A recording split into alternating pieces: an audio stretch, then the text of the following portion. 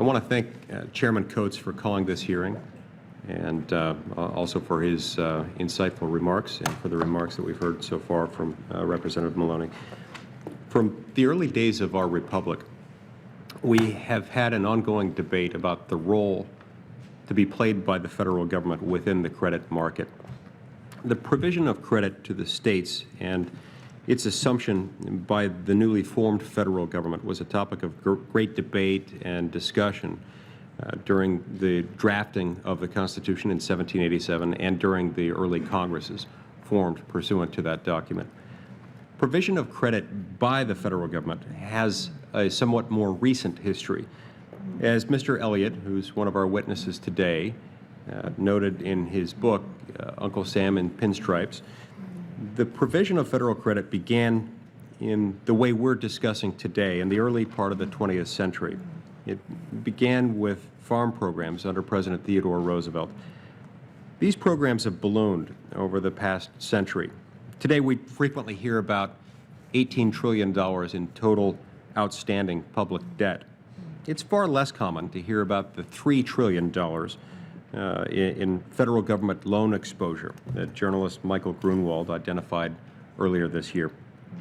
This federal credit system has grown over the years, at times responding to perceived political needs and at other times responding to political pressure from special interests, natural mission creep, and bureaucratic ambitions.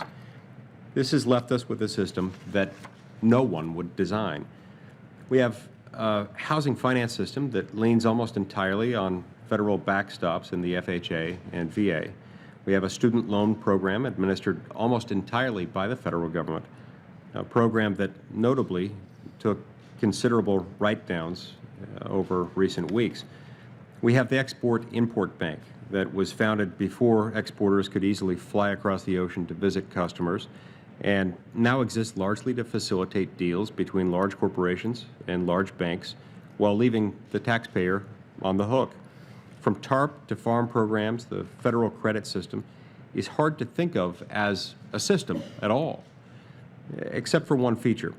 If things go wrong, the federal government is on the hook. If things go wrong, the taxpayer ends up with the bill. It's critically important that the Congress debate the wisdom of such a system's existence at all, including the constitutional and prudential justifications for the provision of federal credit.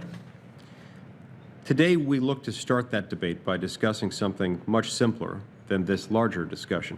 Namely, we're looking to find valid means to analyze cost, compare management structures, and establish a general rubric to make apples-to-apples comparisons. We hope to be able to both compare different credit programs against each other and compare credit programs relative to spending, tax, or regulatory programs designed to accomplish similar goals. Getting on the same page on these questions will be a key step in the process of reforming these programs. So I thank the Chairman again for this opportunity. I look forward to the testimony that we're going to hear from each of our witnesses.